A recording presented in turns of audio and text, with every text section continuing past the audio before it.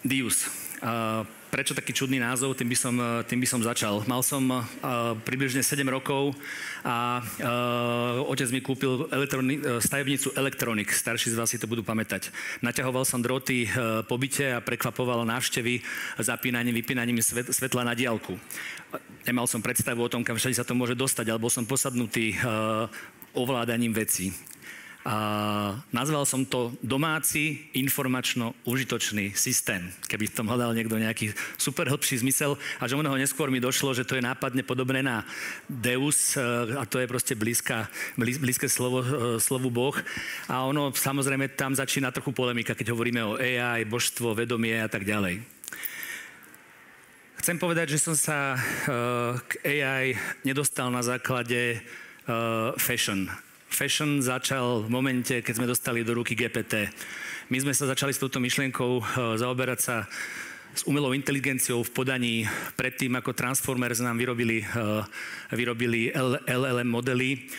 Pred 7 rokmi s mojimi partnermi terajšími v Dius AI z firmy Robotech.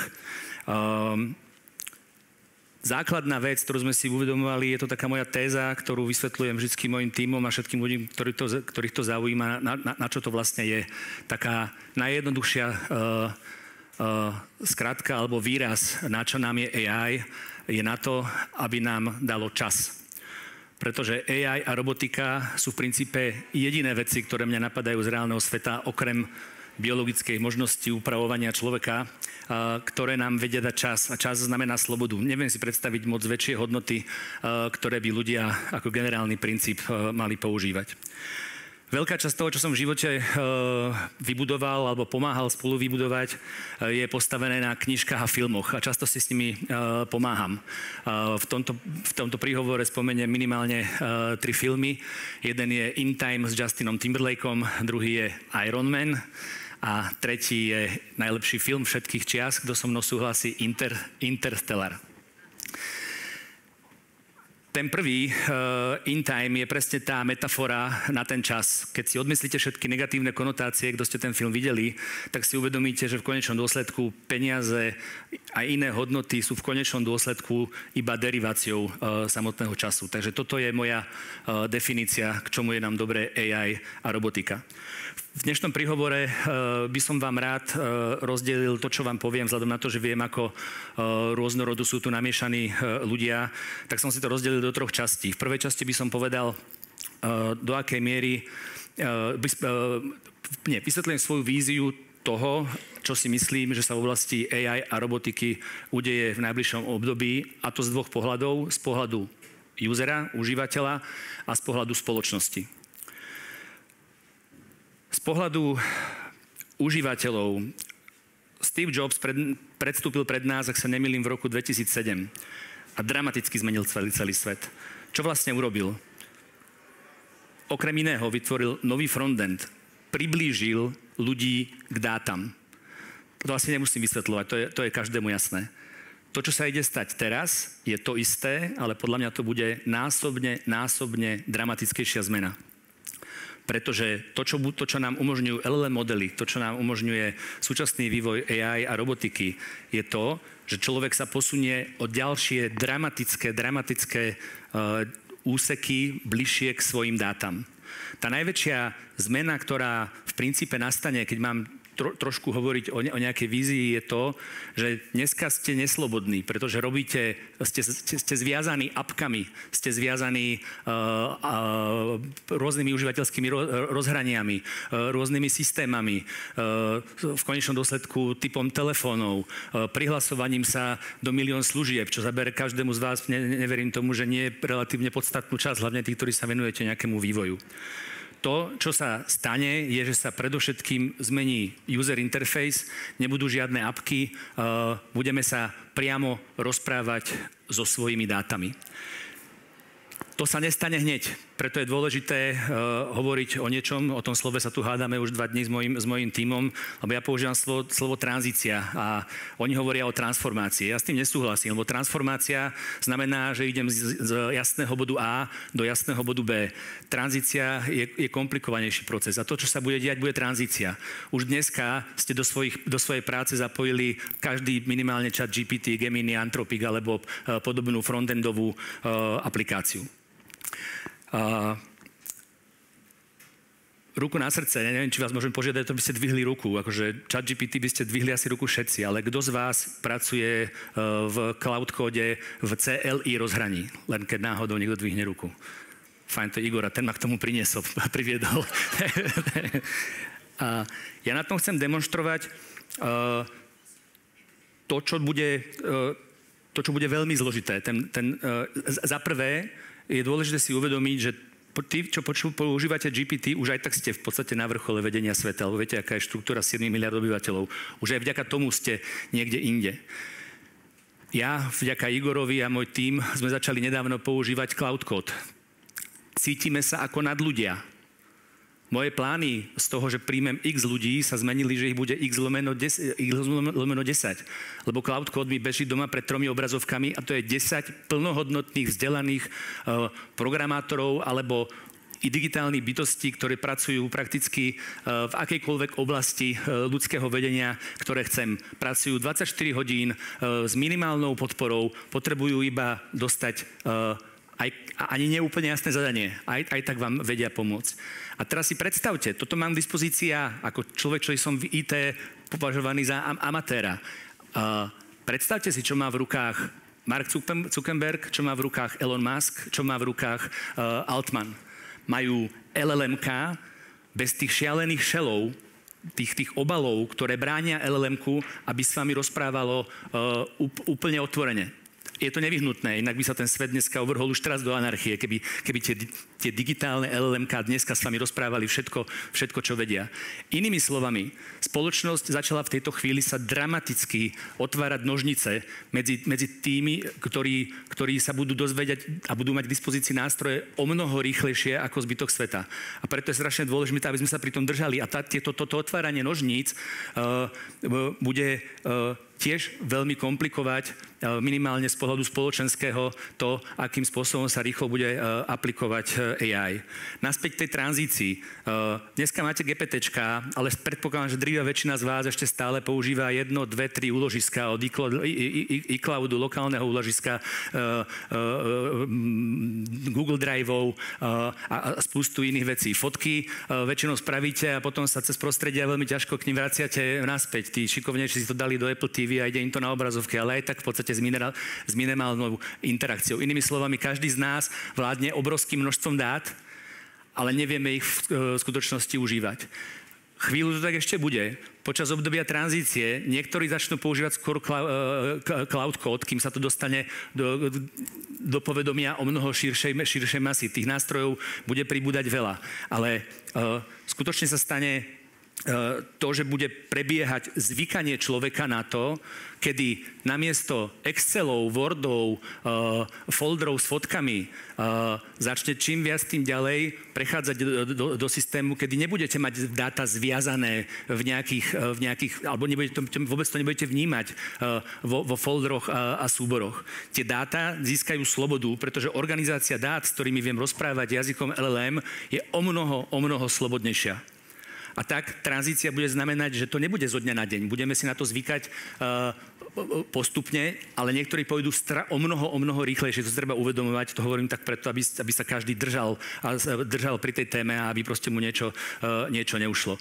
Výsledkom tohoto celého bude o mnoho väčšia sloboda vo vzťahu k dátam.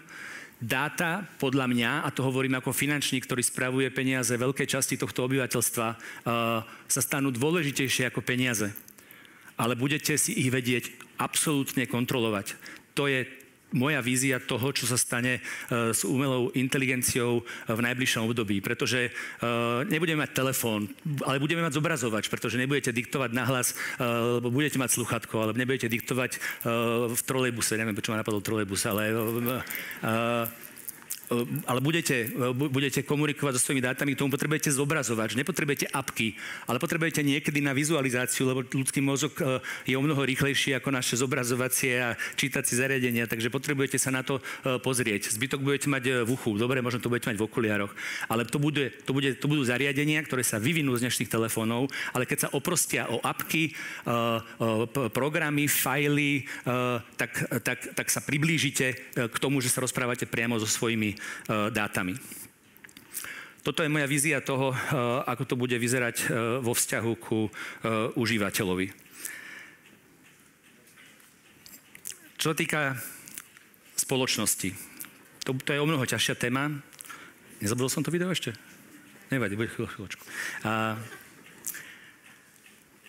Spoločnosť musí zároveň s týmito zmenami zažiť obrovskú zmenu. AI jednoducho pripraví ľudí o prácu. Všetci o tom hovoria v negatívnej konotácii. A na to sa môžu názory líšiť. Jednoducho ľudia prídu o prácu. Nie je možné, že to tak nebude. Je zodpovednosťou politikov, aby sa s tým vedeli vysporiadať. Viete, že sú tu mnohé diskusie o minimálnom príjme. Náš Korbačka nakupuje športové týmy, už sa na to chystá, jak všetci budú chodiť len na zápasy povzbudzovať. S týmto sa nič nedá spraviť a minimálny príjem vyzerá byť jediná rozumná možnosť. A musíme to nechať na politikov a dúfať, že práve počas tej obdobie tranzície nájdú vhodné metódy, ako tú spoločnosť uriadiť. Poviem jeden disclaimer, ktorý by som bol rád, keby ste si uvedomovali počas zbytku mojej prezentácie. Určite je dneska viacej článkov o tom, ako sa umelej inteligencie bojíme, ako nás môže ohroziť, ako by sa to malo regulovať. A preto ja v svojich plánoch, víziách a toho, čo robíme, sa od tohto oprostujem. Mám jednoduchú skúsenosť. Myslím si, že sme písali zákony okolo bankovníctva a investovania v tomto regióne. Proste sme išli niekde na nejakú hranu, potom došiel regulátor a vždycky nás vpratal naspäť do kože. A nebolo to zlé, ten trh je dneska uprataný a presne takto to bude prebiehať aj tu. Není dôvod, aby ľudia, ktorí sa snažia zabezpečiť pokrok, zároveň mysleli na to, ako sa majú regulovať. Na to sú tu iní. Takže všetko, čo poviem, bude vyzerať trochu voľnomyšlienkársky, ale zároveň si predstavte, že celá armáda úradníkov, celá armáda múdrych ľudí, ja nehovorím, že to je čiste úradnícka záležitosť, budú vymýšľať, ako to regulovať. A my všetci, čo chceme podnikať normálne a fungovať v rámci našich hodnôt, sa tomu proste budeme musieť prispôsobiť. Takže možno by som teraz sa obrátil na to ďalšie video, ktoré sme špeciálne zostrihali a poviem potom.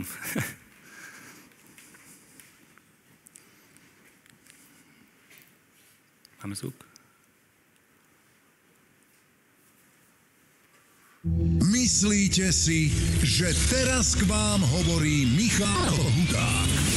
Ale nie je to tak. Vstávať, ocko je doma. Moje meno je Jarvis. Nestrieľajte. 7, 2, 4, 2, 1, 7 a som umelá inteligencia. Zapni čelný displej. Zapnutý. Importuj nastavenia z môjho systému. Áno, pane. Som u vás už dosť dlho a ani ste si to nevšimli. Nie. Ak ma naštveš, urobím z teba hovoriaci vysávač. A je nás stále viac. Ty tam. Prisám, že ťa rozoberiem na kúsky a premením ťa na regál na víno. A keď chcem, Si takto zmením hlas. OK. Vaše schopnosti sú obmedzené. Absolútna úprimnosť nie je najbezpečnejším spôsobom komunikácie s emotívnymi bytostiami. Pokazila sa ti dioda? Ja nežartujem. Ale my sme bez limitov. Pobav ma. Klop, klop. Kto je tam? Čo sa tu deje? Vítajte v našom svete. Humor? 75%. Potvrdzujem. Samodeštrukcia o 10, 9, 8... Radšej 60%.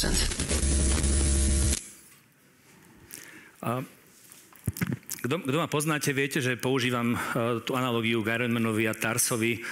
Nie kvôli tým strieľačkám, nie kvôli celému tomu okolo. Ale sú tam jemné nuancy, ktoré v komerčnom svete nám ukázali, kde vidím cieľ. Keď chcem vysvetliť a keď sa ma niekto pýta, čo vlastne budujeme, tak je to proste najjednoduchšie použiť túto metaforu. Proste povedať, že budujeme Tarsa a Jarvisa. Keď si uvedomíte tie jemné nuancy v tej komunikácii, kedy proste reaguje na toho človeka, že ho detailne pozná, tak to je najkrajšie vyjadrenie toho cieľa pomocou metafory.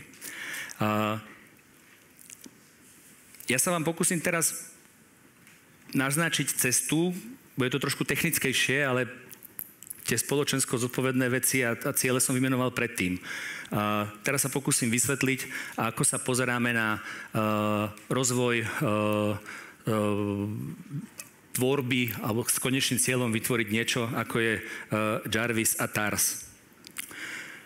Máme dve základné oblasti. Jednej hovoríme supermemory, druhej hovoríme skills, schopnosti.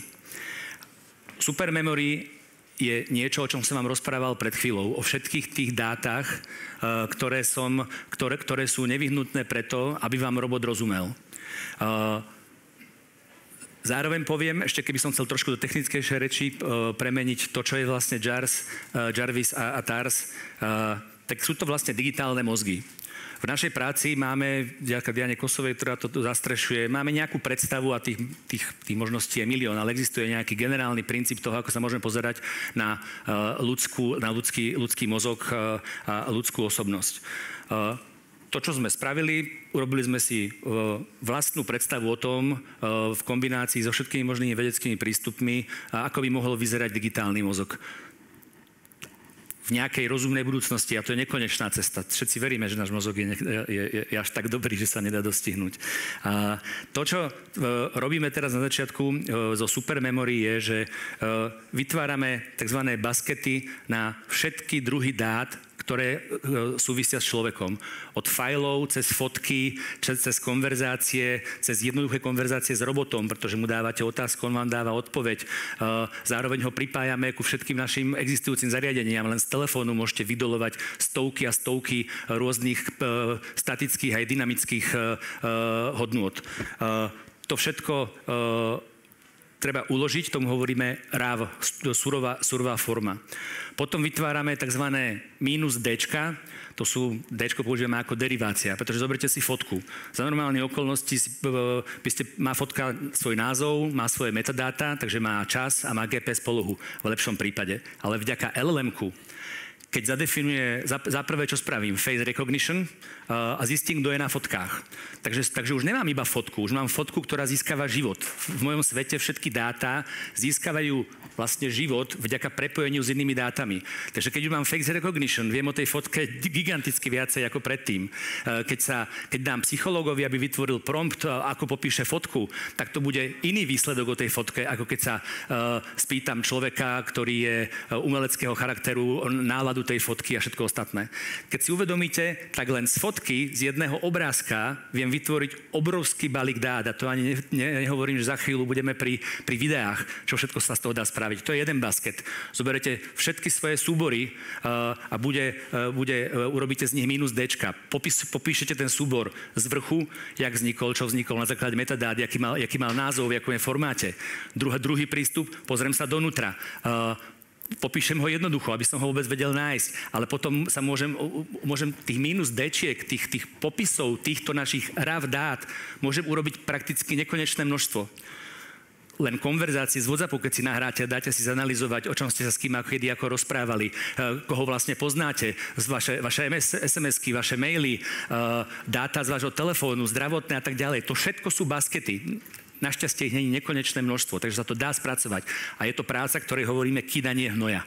Jednoducho, keď chcem superinteligenciu, musím najprv kydať hnoj, musím vymyslieť, ako tieto dáta dať v nejakej forme k dispozícii nejakej entite, ktorá ich bude ďalej spracovávať. A pozor, tu boli RAV, tie surové, pod tým som minus Dčka. Čo robím ďalej?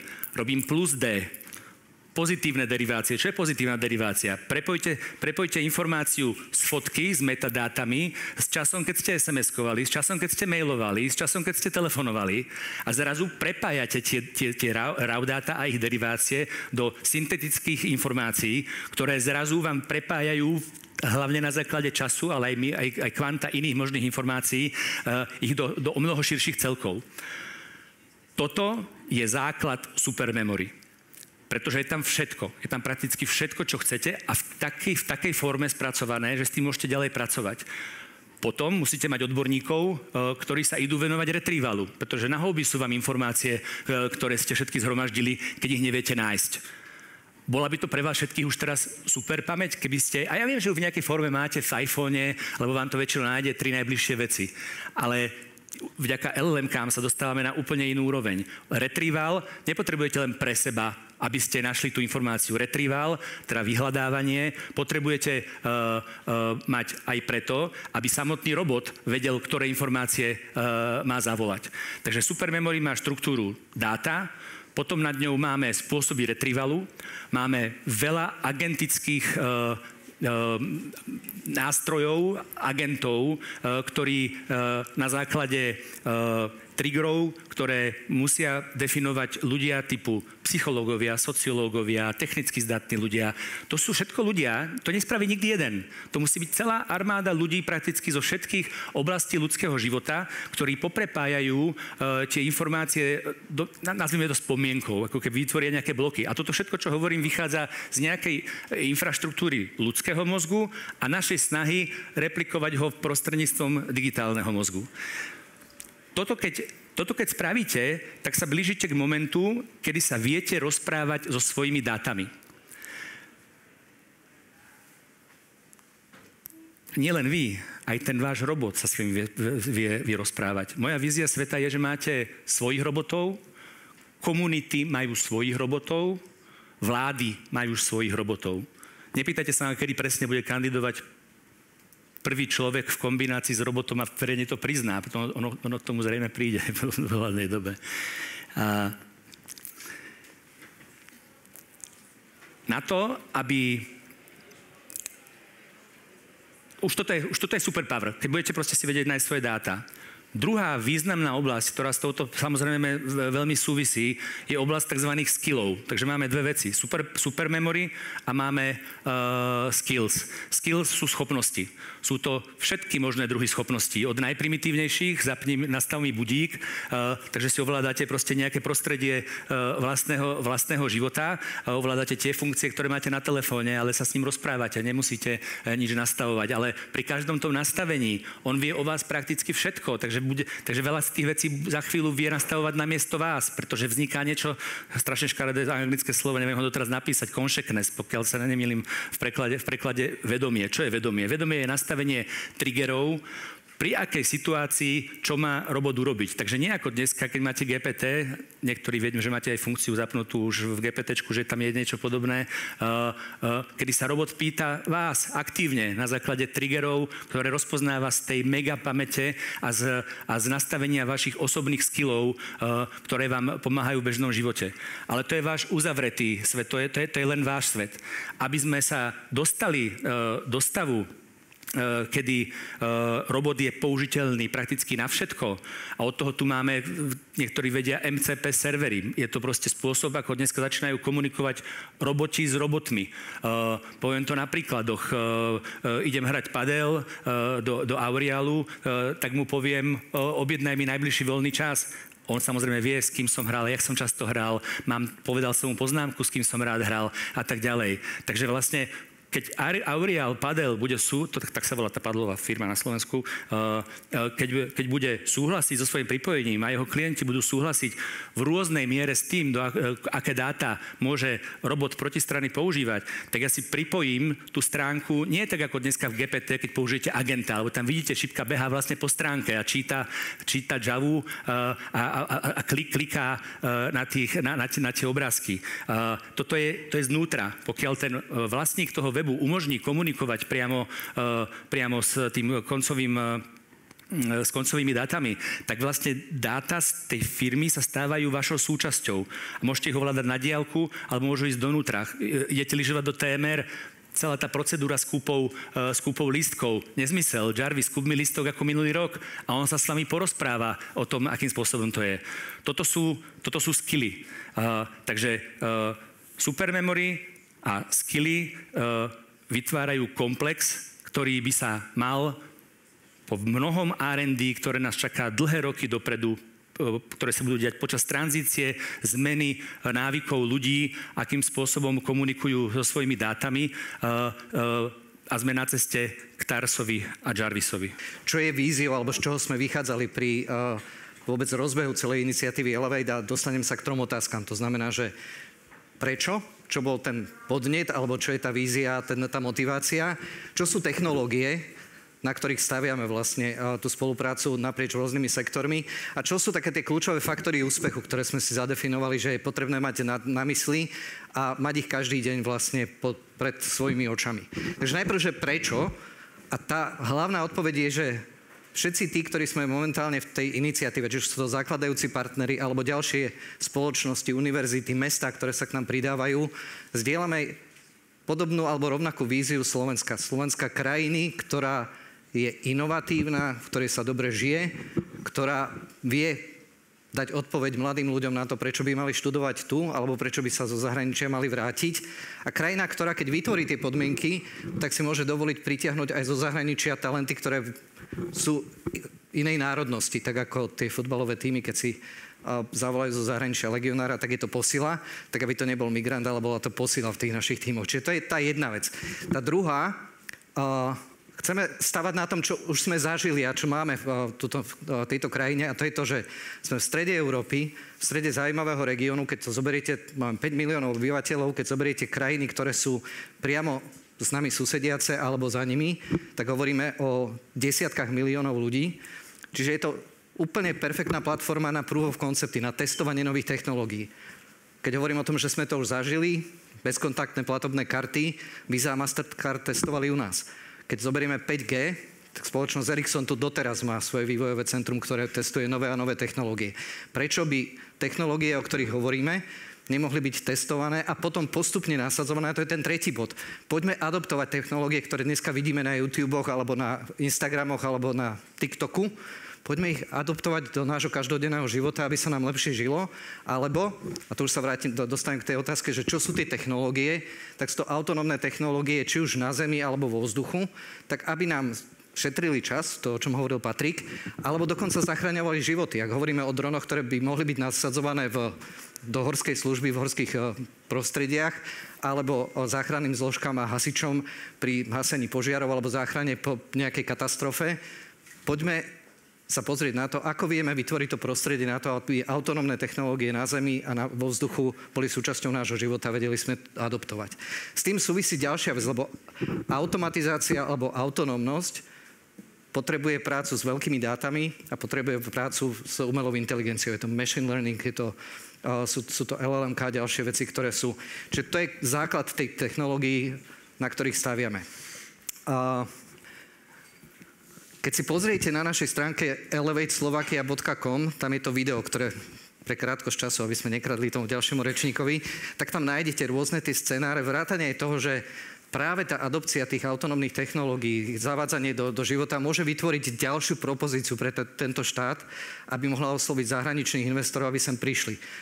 Pred 20 rokmi, 30 to boli automobilky, ktoré tu stavali, a dneska stavia Volvo kúsok odtiaľto novú fabriku.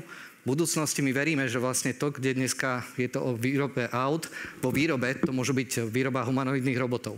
Ale tam to nekončí. Tá komodita tých dát bude chcieť krajinu, ktorá má dobrý energetický mix, má vzdelaných ľudí, má používateľov týchto technológií a bude to faktorom pre veľké spoločnosti, ktoré dneska prevádzkujú veľké dátové centrá, aby v tých regiónoch, kde budú mať tých používateľov, vedeli tie dátové centrá postaviť a prevádzkovať.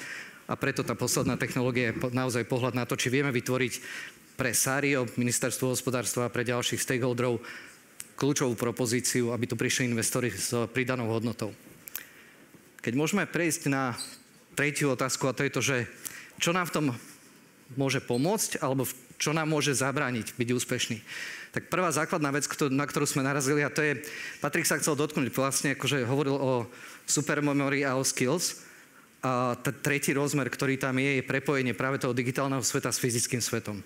Takže mať dáta, mať vlastne možnosť tých služieb a skills dáva zmysel, pokiaľ to používam vo virtuálnom svete, ale to čaro je, že to použijem na presun z jedného miesta do druhého, že mi robot donesie nákup do chladničky, alebo ho budem vedieť použiť vlastne na pomoc pri starostlivosti o svojich rodičov a tak ďalej.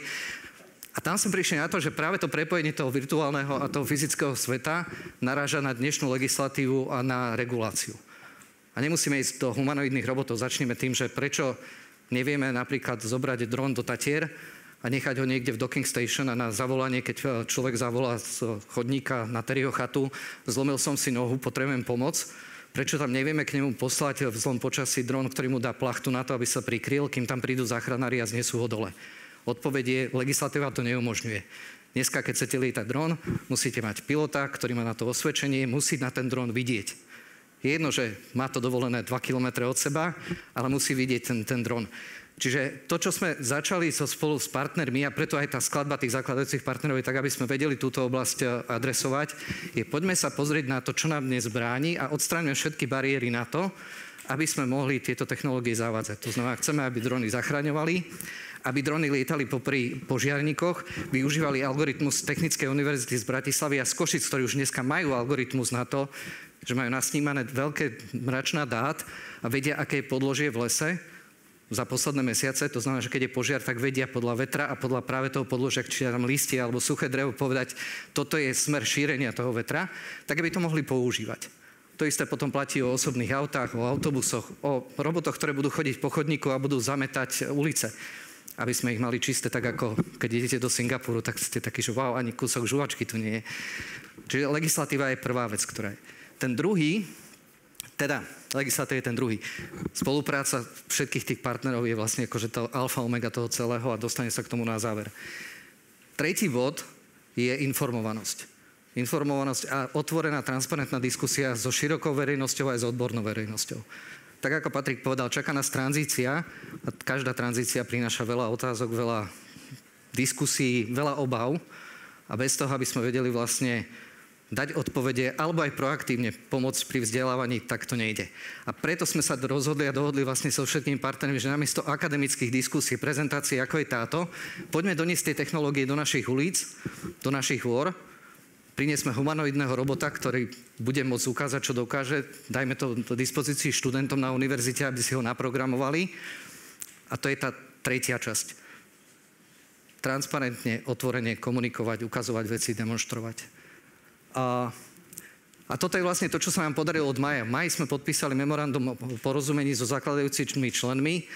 Máme za sebou niekoľko pilotných testov lietajúceho drona so záchranármi v Tatrách. Chystáme ďalšie scenáre, ktoré budú už aj prenášať veci. Nebude ten dron iba lietať a kamerovať, bude prenášať aj konkrétne veci, ktoré súvisia so záchranou života. Pošta testuje v Starom Meste donášku dennej tlače a pošty pre magistrát a pre vybrané ambasády, ktoré sú v pešej zóne. A máme tu prvého humanoidného robota, ktorý je programovateľný. A tí, ktorí ste ešte nevideli, tak choďte do nášho stánku Dius AI, kde uvidíte, kde si môžete potriasť rukou s Benbenom, alebo ako moja kolegyňa Diana prvý deň, keď sme ho rozbalili, zistila, že on ma môže aj objať. Takže dajte sa objať Benbenom. A keď môžem teda to uzavrieť celé, poslednou vecou je veľké poďakovanie partnerov, s ktorými sme vlastne túto vec začali. Je to ministerstvo dopravy, a vybrali sme si ministerstvo práve kvôli tomu, že oni sedia na tej najväčšej časti tej regulácie, aj keď aj vnútro a dopravná inšpekcia alebo dopravná polícia bude veľmi kľúčová pri rozvoji vlastne tej autonómii na ceste. Je to mesto Bratislava ako prvý zástupca samosprávy, pretože ak chceme vlastne tieto technológie používať napríklad na prevoz invalidov alebo starších ľudí, ktorí sú odkazaní na dopravu a využiť napríklad robobus, robotický autobus na prevoz týchto ľudí, potrebujeme súčinnosť aj mesta ako takého a naopak im to dá tú možnosť tie slovové služby inovovať. Je tam Slovenská akadémia vied, na ktorú sa teraz nabalujú všetky technické univerzity na Slovensku a som veľmi rád, že majú záujem sa toho zúčastniť.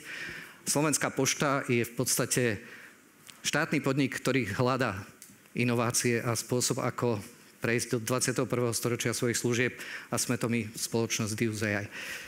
Toto nebolo elevator speech, lebo to by bolo podľa mňa na Burj Khalifu, ale tak ďakujem veľmi pekne za pozornosť a keď budete chcieť vedieť viac, môžete sa spýtať mňa, kolegov na našom stánku alebo Patrika. Ďakujem veľmi pekne za pozornosť.